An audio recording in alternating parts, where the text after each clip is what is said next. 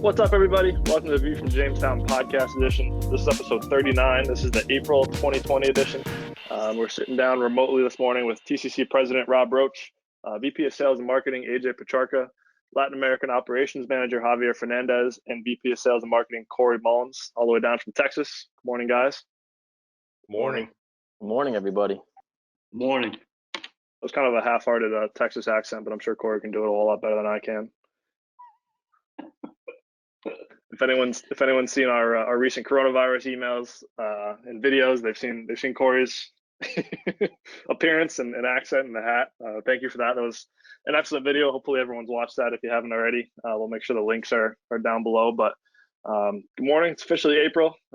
As anyone that's watching the video can see, we are all still working remotely. Got the physical offices shut down, but we're 100% operational, all working out of home offices, and doing the best we can to social distance. So good morning, guys.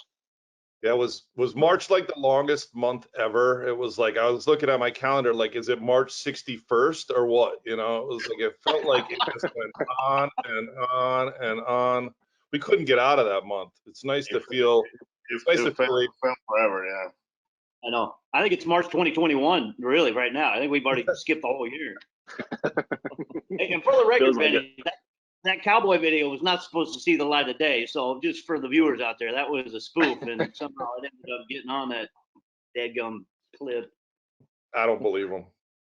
Like, why did he send it to the editors if he didn't want it out there? I mean, I sent them my real video, and then I thought George would get a kick out of that one and the other one I did. I did 3 of them, you know, and the real one didn't make it. I guess it either sucked or, you know, anyway. It gave us some character. You know, if you haven't seen the video, you're missing out. We'll make sure it's linked wherever you're watching this podcast. It'll be linked down below. Make sure you check it out if you haven't already. It's a must watch. I hope it goes viral. I'm expecting a paycheck on that one. All right, continue, Benny. Sorry. So it is April.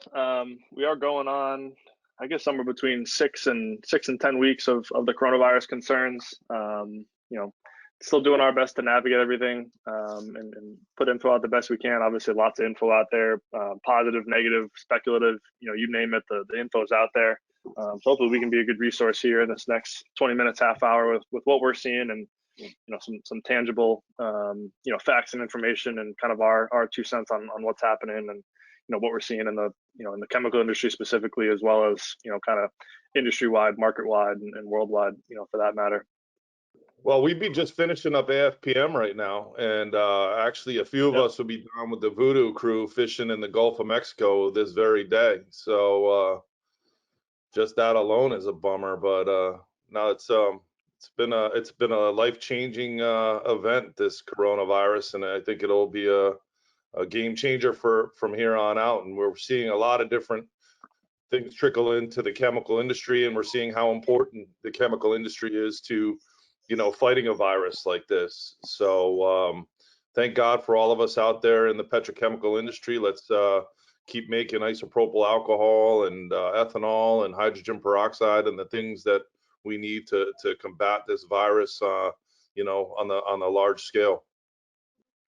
Yeah, it's obviously been one of the things we've been watching closely is, you know, different businesses and places shut down and efforts to social distance. But it seems like a lot of the chemical industry has been deemed essential, you know, by governments and state governments. So a lot of them are still up and running. Obviously, whether, you know, the demand is there or they can get staff into the plants is a separate issue. But, you know, legally they are allowed to operate, which has kind of been what we've seen as these lists have come out for essential versus not essential. You know, it seems like on a legal basis, a lot of our customers and suppliers, you know, up and down the supply stream are able to continue operating, which is positive. And, you know, there's been a couple articles here in the last couple of days that are pointing out, you know, how essential the chemical industry really is to, you know, fighting the coronavirus and sanitizing and all that stuff. Yeah, the chemical industry and a lot of sectors remain strong. You know, wire and cable, housing, building remains strong. You know, there are some valleys. You know, automotive is really taking a beating right now, but I'm sure that'll come back. But you know, a lot of different sectors do remain strong, and this is the season for a lot of different products to be made. So it is very important that the government support these businesses and allow them to remain open, and that these businesses support their people and give them the room they need to remain healthy and keep the plant viable and running. So I think they're doing a pretty darn good job of that right now. Absolutely, and we've got Javier and Cory on the line, which, you know, Javier oversees our Latin America business, and Cory's based down in the Texas area, which are two obviously important and busy areas for the wider chemical industry. You know, what are you guys seeing with some of your contacts locally? You know, in terms of the overall mood and you know, kind of how things are operating in different regions. Yeah, most of our customers, the administrative people are working from home. Plant people stay. That's gonna be the norm. So purchasing people, sales people are working from home, and all the plant people are remaining in manufacturing. That's gonna be the norm for most of my customers. But they keep running. They keep running, and they're doing social distancing and all the rules and regulations that we're following here in the States. And you know what I found interesting is I've got a couple of large manufacturers that I work with down here in the Gulf, and they're normally not in the IPA business or anything like that. All of a sudden, they're looking at how to tap into bringing in, you know, ethanol or IPA and make hand sanitizers to try to fill that gap that's out there right now. It's not a business they've been in, but so a lot of I don't know, a lot of adjusting going on to see if they can. I don't know if it's take advantage of the market, but just try to do their part to help feed the market with some sanitizer. That's been interesting for me. Yeah. Yeah. Go ahead, Bobby. Also, the FDA has lifted the restriction on hand sanitizer. Before, only USP grade was the only required grade. Now you can use technical grade for hand sanitizer. So that has opened the options for many people to make hand sanitizer. Yeah, good point. Yeah, it may not be the best raw material, or, you know, that regulation may not last forever, but at least in the short term, you know, with a need for sanitizing products, it's good that we were able to get that passed and get more sanitizer and cleaning products into the marketplace. Yeah, and we're doing our best to get as much isopropyl alcohol out there as we can, hydrogen peroxide, ethanol as well. Glycerine is also part of the sanitizer, becoming very tight. There are alternatives to glycerin that we do have, and so we're also looking into, you know, alternative you know, products that give some viscosity to the sanitizer, which the glycerin did. And you know, we're trying our best to get as much product out there as we can and support those in the industry that are making these sanitizers and these disinfectants. Yeah, and Cory and Jav made a good point too about the sanitizer. With, you know, we've seen anywhere from massive chemical, you know, facilities and plants all the way down to, you know, even some local distilleries and brewers here in Rhode Island that have transitioned from making, you know, liquor and making beer to producing hand sanitizer. You know, they have the capabilities and the hardware to do it. So, you know, whether they're taking tank trucks IPA or they're looking for one drum just to make some little hand sanitizers, you know, for their employees and their families, we've kind of seen everyone stepping up to help with the cause, which has been good to see, you know, as kind of a global marketplace. Yeah, we're learning a lot about sanitizer, that it doesn't take a lot. You know, it's a pretty weak virus when it comes to contact with, you know, things like isopropyl alcohol. So you don't need a lot. And, you know, you touch a doorknob, sanitize. You touch something outside that you're not familiar with, sanitize. The most important thing we're learning is to keep your hands off of your face and to keep them clean. So it's a very important aspect of this fight against coronavirus. Some of the other things I want to share in speaking to folks worldwide, which we've been doing recently because we've been trying to replace our AFPM meetings with these type of meetings, is in China, they're telling a lot of people to drink as much hot fluids as possible. They're not saying that so much in the US, but in China, they're saying drink hot water, drink hot tea, drink hot coffee. That keeps your throat moist and it washes any potential virus into your stomach where it can't survive. Also, don't ever use Advil or Advil type products. They're finding a lot of the people that are ending up chronically sick with this had been taking Advil, and it has the opposite effect. It actually intensifies the virus. We're also hearing that in regions like, say, El Salvador, where a family member of mine is from, you know, the incidences of coronavirus are low, and they're thinking that it's because of high humidity in the environment. So, you know, the disease doesn't really like high humidity, or it knocks it down to the ground very quickly and doesn't keep it dispersed in the air. And finally, it is dispersed through the air. So it turns out that the folks in Asia had it right all the time. If you don't feel well at all, you have a little sniffle, you have anything at all, or you even have a concern, put a face mask on if you can get it. Anything, a handkerchief, anything to cover, to stop the disbursement of your coughs or your breathing of the moist body fluids that you put off into the air, because other people can breathe that in and catch that. So it seems silly to me to have this debate about face masks. If you have them, wear them. Who cares how silly you look if you're not going to get this virus and spread it? I get the debate because there's not enough right now, but as it gets better, you know, let's all be cognizant of being respectful to others. If we don't feel good, cover our face, you know? So I don't know, you know, I'm getting a little upset, but you know, some of this stuff just seems logical to me.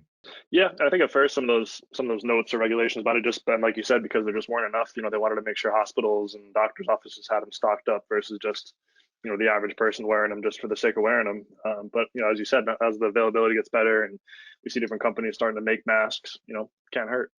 If there's not enough and save them for the doctors, I'm all for that. Our front line in the defense of coronavirus are average Joe, nurses, doctors, sanitation workers. Thank God for these people right now. God bless them all, you know. And then my final piece is, let's all watch less news. Let's focus on the fact that today's a good day.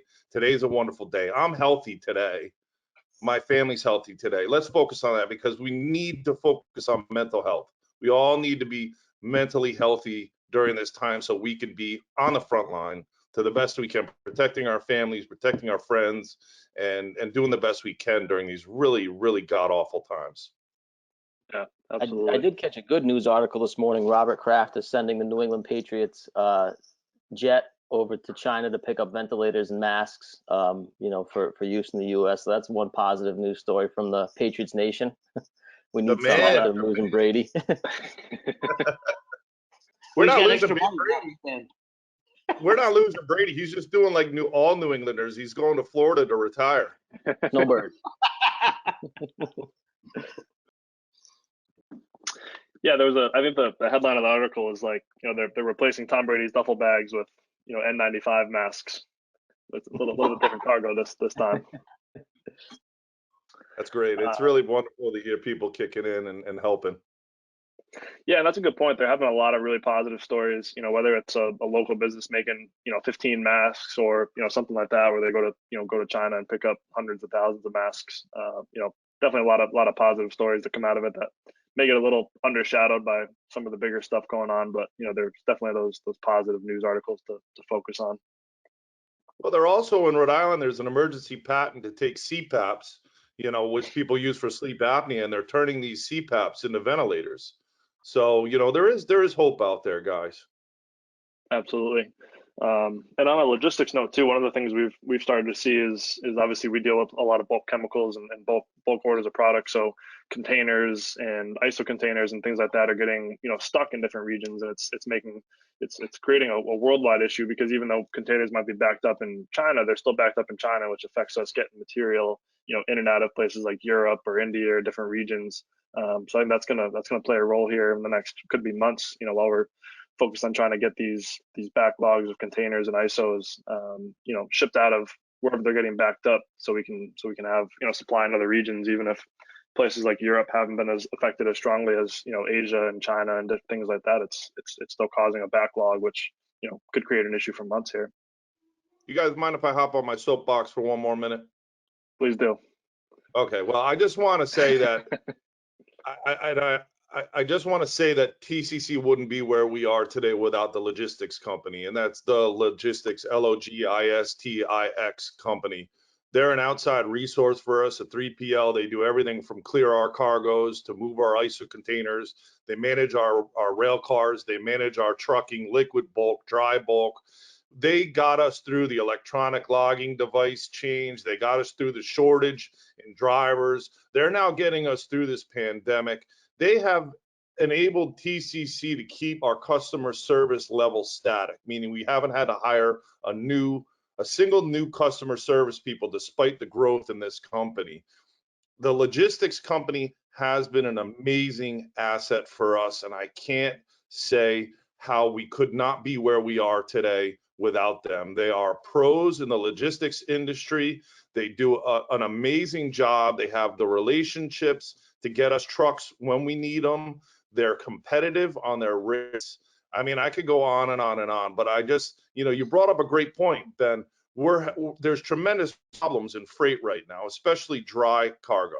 It's harder to get drivers. There's less available, but with the logistics company, we're popping. We're finding them. We're getting the trucks. We're getting the cargo moved. Put the link up to that company. They are an associated company of the chemical company, but they are the most tremendous resource. They're a separate company. They have nothing to do with the chemical company in terms of we don't share any information. They're just a resource for us. But man, if you're not using the logistics company, you're missing out right now, because everybody needs all the help they can get right now, and they're there for you. Yeah, it's a good point for sure. I'll make sure that their website's linked up wherever you're streaming this podcast, and those guys are putting out a lot of good info on email and on their website too. So make sure you check them out, give them a call. They're happy to help you out however they can. But it's gonna be interesting to see what happens with this this kind of container backup. Hopefully it starts to ease up in the next couple of weeks. But it seems like the news we're getting on ocean freight and kind of global freight, but the numbers don't say that it's going to ease up anytime soon, which could create a backlog, all the way out into the summer and even fall maybe. Yeah, Javi, did you see a bunch of your containers got held up this morning from Korea? A few delays, yes. So we are seeing delays, yeah. We're seeing delays, yes. Yeah, I was gonna say what I'm seeing even more than the container congestion is vessels being rerouted, on the way. So when something ships and you have an ETA, you expect it to come in around that ETA, but we're seeing delays of 2, 3, 4 weeks, while the cargoes are in transit, which never happened before really. It was a quite rare occurrence in the past, but now we're seeing it more often. Yeah, I think one thing that might be kind of interesting too is, I'll kind of go around and have each of you guys give your kind of 2 cents on everything that's happening. We're talking about, crude oil prices being way down, logistics challenges, demand being up or down from what's deemed essential businesses or not essential businesses. Robb mentioned the automotive piece, which is a big, coatings type of end use. So I'll start with you, AJ. Just kind of give your kind of 2 cents on the whole situation going on, and we'll kind of go around the table, so to speak, on the things that stand out to you and kind of your 2 cents on the whole situation, just to try to obviously we can't foresee the future. We don't have a crystal ball as much as we'd like to, but I think we all agree we're pretty good at keeping our ear to the market and seeing what's happening. So kind of what's your take in this, your 2 cents on the whole situation, and maybe your outlook for as we're coming into Q2 and getting closer to summertime here. A lot of the big applications that I deal directly with are still, the demand's still staying pretty strong, like in the ag sector. People are still, planting crops and fertilizing the fields, and having to feed feed cattle and other livestock and things like that. So that sector is remaining strong. I think the underlying thing is just uncertainty. People are just don't know where this is all going to go. But like you said, a lot of the things, a lot of the end users that we sell to are essential. There's very few. I can't think of any off the top of my head, any customers right now that are in a complete shutdown. Like some are, have skeleton crews, manufacturing on the floor. But I can't think of any that are in a complete, completely shut down on the manufacturing side. So the demand is still there. Whether it's going to be there in a few weeks is yet to be seen. But for now, we're just keeping in touch with everybody. It seems like a lot of people are a lot more willing to talk on the phone because we're all in the same boat. You can kind of commiserate with each other. So it's a good time to get on the phone with customers and suppliers and just talk about what you're seeing out there. But Yeah, I'm still pretty optimistic based on what I'm seeing now, but you know, we'll see in the coming weeks. It's going to be in a rapidly changing environment, I'm sure. And how about you, Javi? I know you manage our Mexico and Latin America business, and also play a big role in the purchasing and procurement side, globally for that matter. What are you seeing with your customers and your contacts? What's kind of the overall feeling and mood of everything going on? Yeah, most of the stuff I do is 6 to 8 weeks out. So most people are planning 6 to 8 weeks out, and it's very difficult at this point plan to 6 to 8 weeks out. So people are having a tough time. I think there's gonna be a slowdown coming May. April's still running strong. Hopefully the demand's still there, but we'll see what's gonna happen. But hopefully the demand stays there for May too. But April's going strong, and everyone keeps running as usual. So hopefully we keep that momentum going for the upcoming months.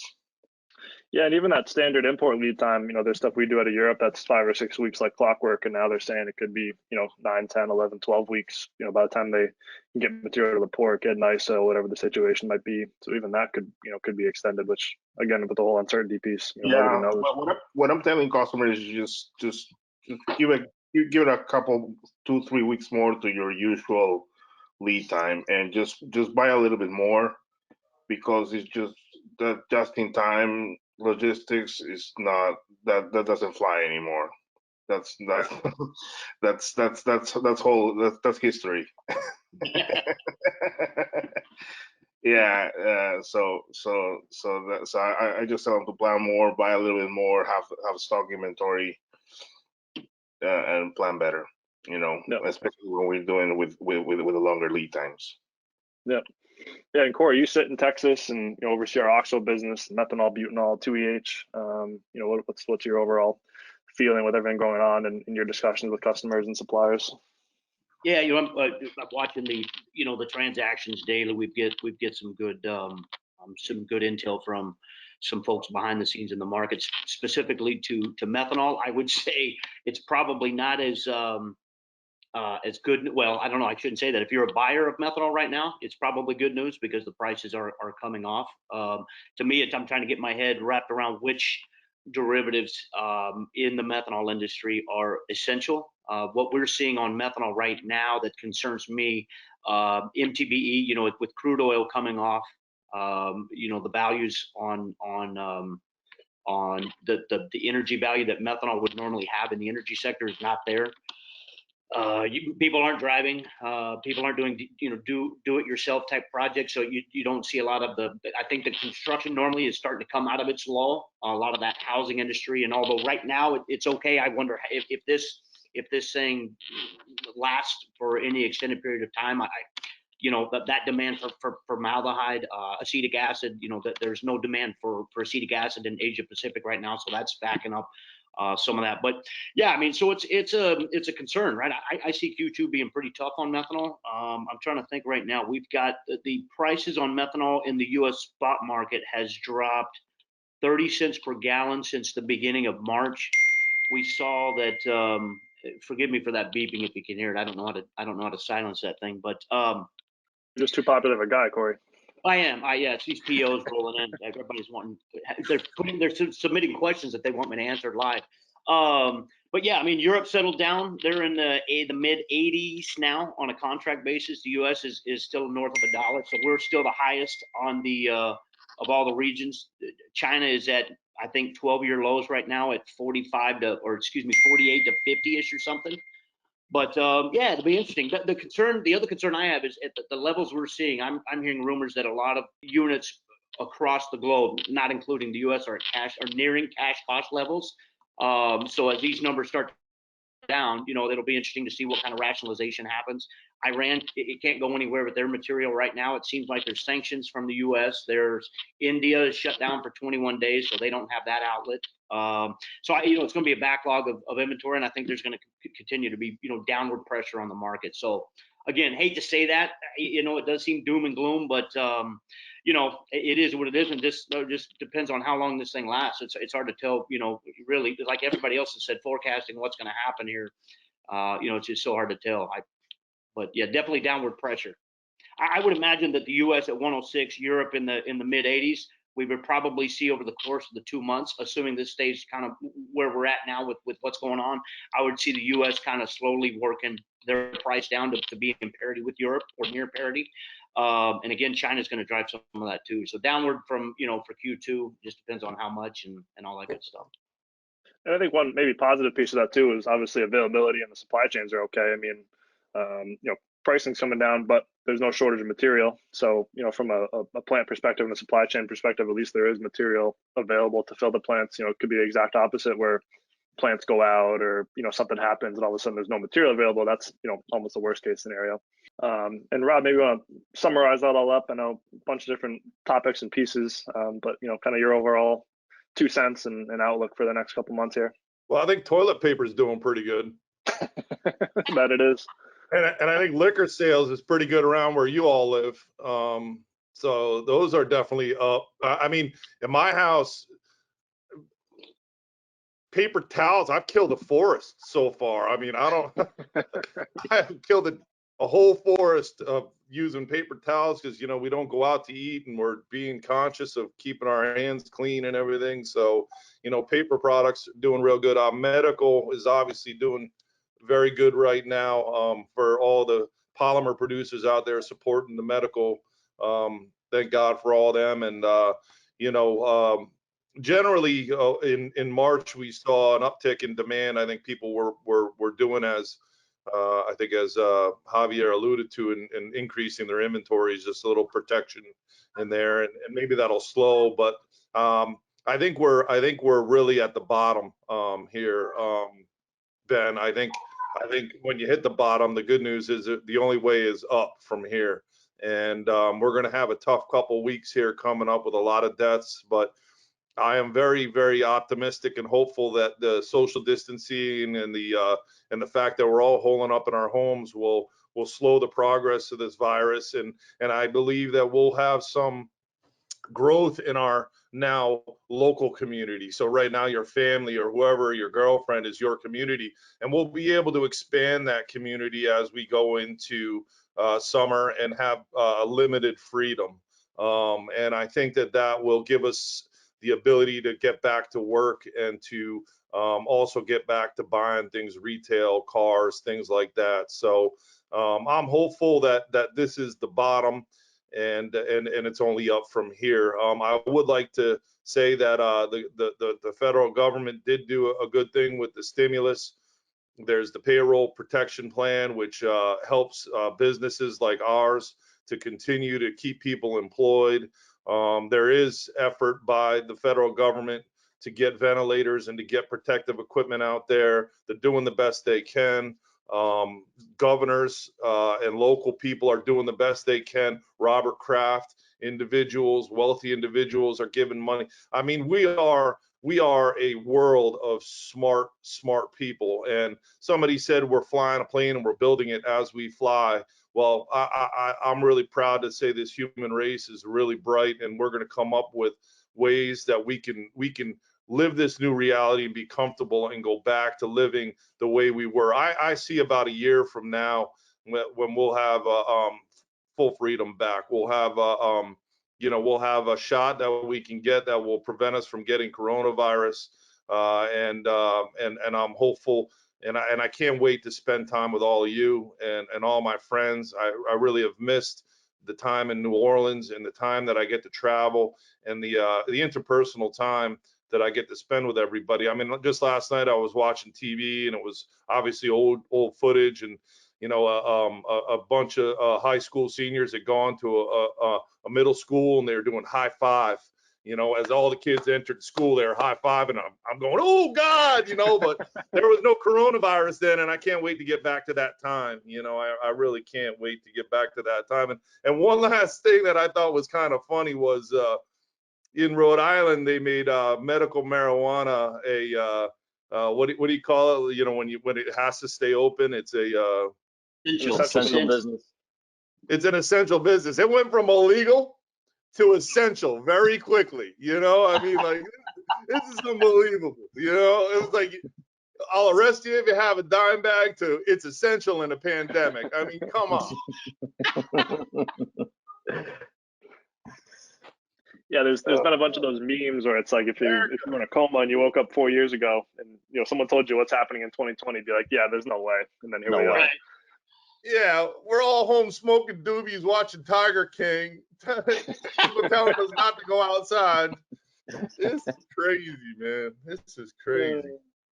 Well, this one will be in the history books, right? My wife we were sitting out on the back porch the other night, and she was saying, think about what the history books will say 10 years from now about this whole event, and it's interesting for sure.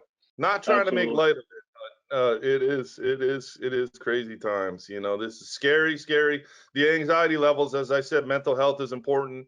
Get outside, get walking, get exercise, and get your whiskey on, whatever you need to do. But we're gonna get through this. We're gonna all be all right.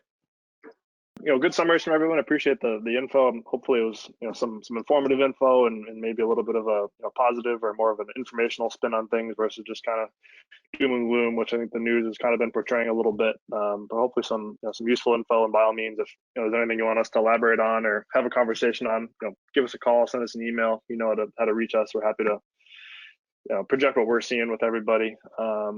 Price updates and trends for April. Obviously, crude continues to come off somewhere in the $24 range today. Natural gas, Brent crude also down. Benzene came down, way off, obviously, with the crude decrease. Stock market kind of remains down. We did our March podcast kind of late in March, so it was really only about 2 weeks ago. So kind of flat since that time frame, but way off since the January or beginning of the year. What's kind of on the horizon here for April price updates and trends? And Ben, one thing I didn't point out, propylene came down drastically at 4 cents a pound. I think up until that actually happened, the forecast had been about 1 to 2 cents down was what the forecast was anticipated to be. It's down 4 going into May, or I guess the April settlement. They're looking at maybe low 20s on a propylene polymer grade propylene level. So really interesting on that aspect too. That'll have an impact on the oxos, of course, and plasticizers. But I failed to mention that as well. Yeah. Also, benzene way down. Down. I think it's settled down $1.21 from 255 ish. So that was a collapse of benzene. Where everything's going to be making large moves down. And, we've heard some forecasts putting crude as low as $10 per barrel. And, which is crazy. That would be a low for my career. I think the lowest I remember crude was somewhere around 18 or 20 per barrel way back when. But, so this is unprecedented times. We've never seen anything like this in terms of raw material costs. That's for sure. And there was a refinery down in the U.S. Reese, was that what came across the news from Ray or somebody earlier? There was one in the U.S. up in the Northeast, or maybe it was Eastern Canada or something. I think it was California. It was Cali. Yeah, maybe it was Cali, but you might look that up. I don't know, but refiners are going to have to. I mean, you go out on the road as limited amount of time as I've spent on the road. There's nobody out there, and they're restricting travel between states now. Rhode Island is making anybody coming from any state quarantine for 14 days. So that's really taking the travel way down. So people aren't going to be using their cars. They're not going to be burning petrol. So we're expecting some, rationalization, and we're also heard of rationalization in polymer. We heard that some major polymer producers have now shut down. So that's going to be the key going forward, is to keep your friends close, because there's going to be limited supply on things. We saw rationalization after the recession in 08, and this is far more extreme. So people are going to have to turn their plants back or turn them down or turn them off. And so that's going to mean supply constraints, prices increasing dramatically. So despite their raw materials being low, it's like twisting a knife right now to tell people, hey, crude's down, you better lower my price. It's not really working that way, because whatever we can get right now is really just kind of going up in price in terms of chemical raw materials, because plants aren't running and they're rationalizing. So things are popping in that. So it doesn't matter so much if crude's $10 a barrel. If you can't get it, supply and demand fundamentals take over. And people can at times name their price. Yeah, that's a really good point, Rob. And talking about methanol earlier, I'd mentioned that, yeah, I see downward pressure, but really good point. If there is some rationalization going on, in methanol, and there's only a handful standing, so to speak, right? Yeah, you're right. Methanol doesn't dip. I mean, again, it'll depend on what derivatives are doing, but that's a really good argument. Yeah, when one plant goes down and it's supplying a couple of acetic acid plants and a couple of formaldehyde plants, and they got to make up for the difference by going to another plant real quick, things get a little squinky. Yeah, good point. And that's something I think we've talked about for a good while is even before all these coronavirus concerns came up, is a lot of pricing and things were more supply and demand driven. I know a bunch of products that AJ manages are similar, where crude comes down or the feedstocks come down. In theory, the pricing should come down, but based on supply and demand fundamentals, that might not be the case, which I think has just been almost exponentially increased with all this stuff going on. Like Rob said, if you can't get it, the price doesn't really matter. Yeah, another component of our industry is the fact that there's been tremendous financial engineering. There has been a total gut of all cash out of all businesses. There's been mergers and acquisitions where each time they merge or acquire, they gut the business of cash. So people are running a fine line right now, and with this downturn, it's going to get really interesting in our world, because people can't keep businesses running without their engine, and their engine is the money. It's the cash flow. And when the cash flow slows down because people can't show up to work to cut the check, or they're not operating and they don't have the cash flow to pay you right away and payments get slow, that's when things change pretty rapidly. And in an industry where cutting cost has been the number one mode of operation, times like this can really make an impact, and things can change very quickly. Featured products, new products. I know we've touched upon a couple of them. Isopropyl alcohol, as we mentioned on the last episode, still definitely one worth talking about.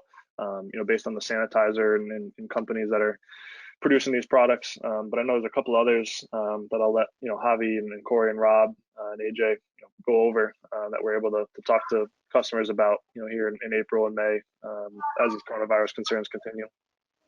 Yeah, another product is Glycerine. We have drums available. They're 550 pounds, available out of Jersey. We have also bulk out of South America with a lead time of 4 to 5 weeks. So also hydrogen peroxide out of the Northeast as well, all for sanitation purposes.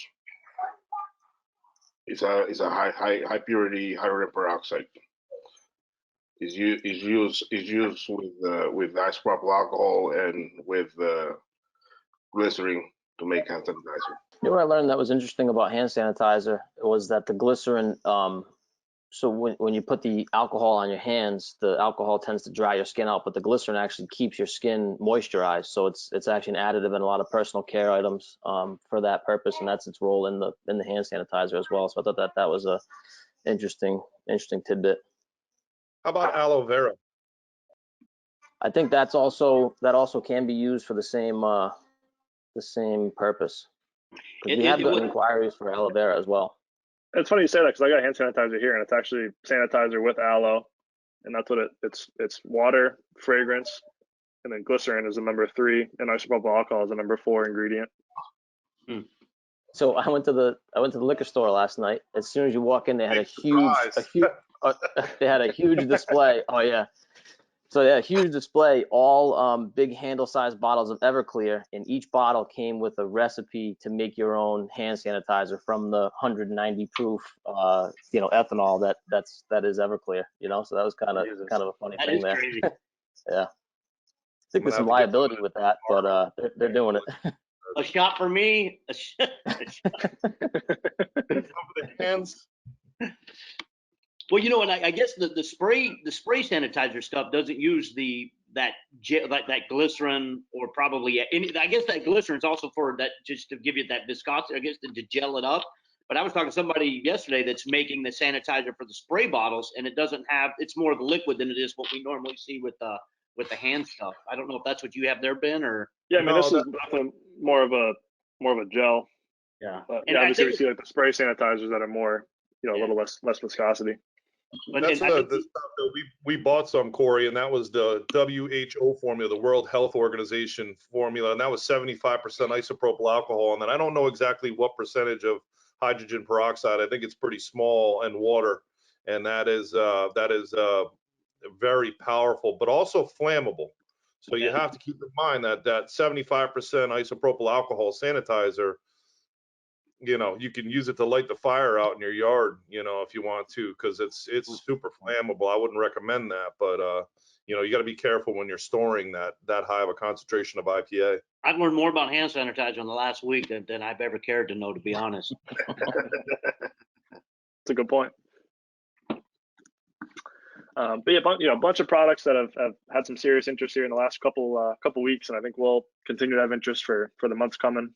So please reach out to your TCC sales contact. You know, call into the office, send a note through the website. We're happy to help and discuss any of the products that we've mentioned here. You know, as well as our normal products. You know, happy to help secure your supply chains however we can. You know, based on kind of the current market conditions. Typically, we talk about events, shows, and conferences. Obviously, I think at this point, nothing coming up. I think everything through May at this point's been canceled or postponed.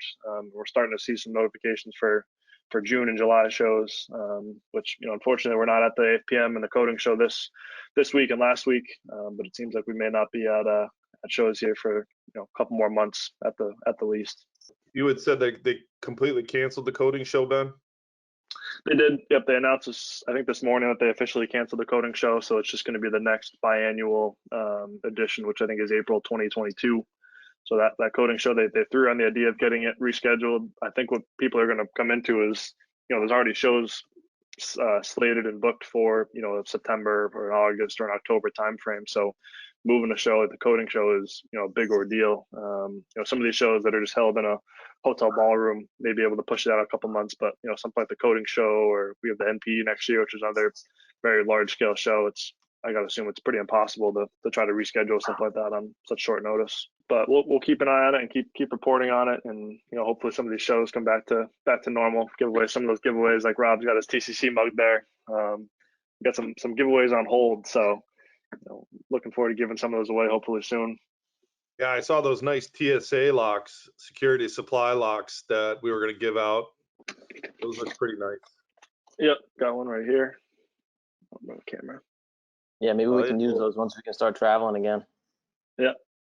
Secure your supply will secure your luggage. But so wrapping things up, you know, some inside news. Obviously, still working from home indefinitely. If you haven't seen our work from home video featuring our very own Cory Mullins, please, you know, give that a look. I'll make sure that's linked up down below. And some positive news from Ray Altenberger, welcoming a new grandson. So we're happy for him. Yeah, maybe we could put a picture of Donald up on the screen. He's super cute, and shout out and good luck to Nicole Greenberg, who's going in end of this week for C-section on Friday. And you know, it's nice to see some beautiful life being brought into this world and into the TCC family. Yeah, definitely a bright spot, you know, amongst everything else going on. And congrats to Javi, who's got a baby on the way. We didn't even know he could do that.